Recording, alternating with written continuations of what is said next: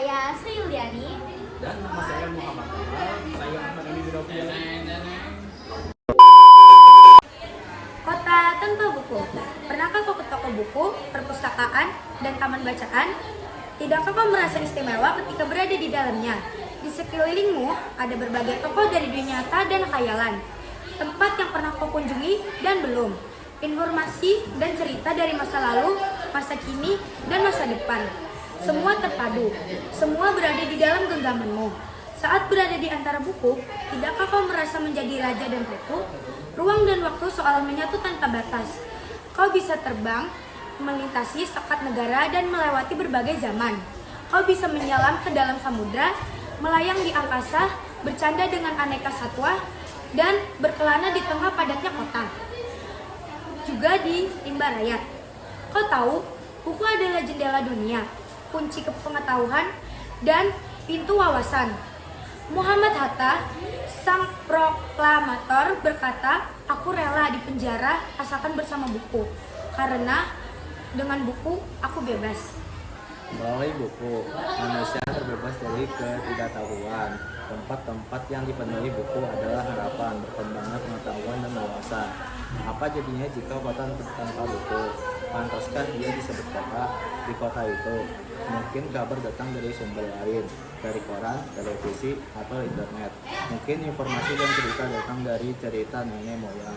Bagai dongeng-dongeng sebelum tidur irama, warga pun tiada beda, bangun pagi bertebaran di muka bumi untuk berbagai keperluan, untuk kembali pulang siang atau sore harinya. Setelah itu mereka berangkat tidur dan melalui lagi hari berikutnya semua rupa.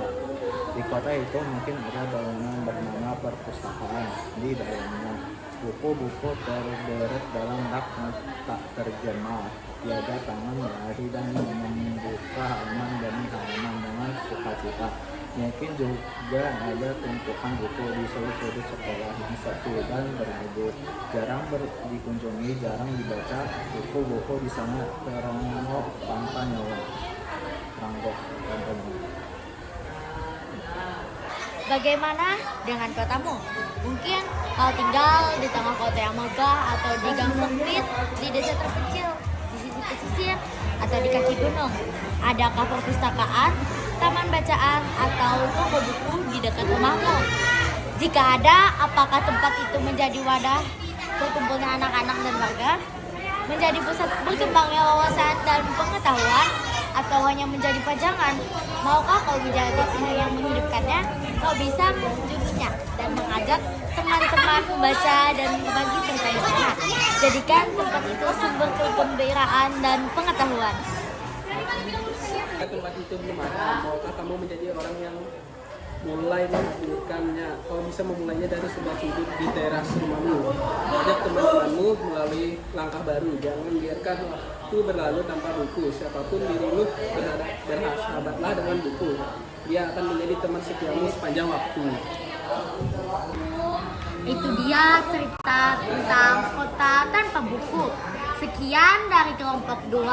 Wassalamualaikum warahmatullahi wabarakatuh. Bye-bye.